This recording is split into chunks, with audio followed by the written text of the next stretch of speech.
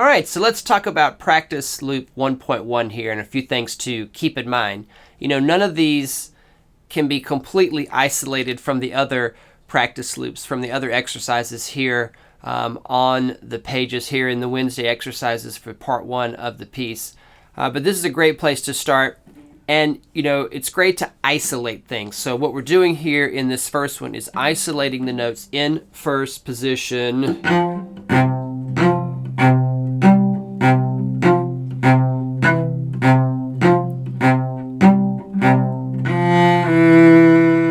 Okay, just like that. And I've put these, of course, in a practice loop for you at slow speed, which I call tempo of understanding. You know, it doesn't matter how slow you go.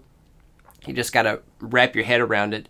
And then you want to speed it up a little bit. So somewhere in the middle, call that tempo of learning. That's where we're really trying to build that rhythmic forward motion that's more like the fluidity of the piece. And then, of course, getting it up to speed.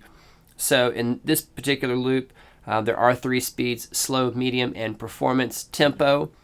So be sure and use that. Things to keep in mind, you know, when you're crossing the string, the intonation, which we're going to get into in a future practice loop here, all right, as you're going down to the notes on the G string. Also the string crossing, make sure your string crossings are really clear.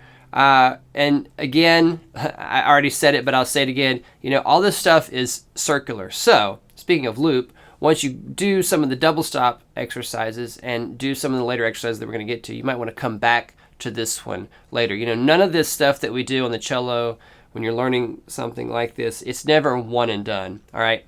I have to review things constantly myself if I'm learning a new piece, just like when I was learning this piece here. So enjoy the practice loops, have fun. Let me know if you have any questions.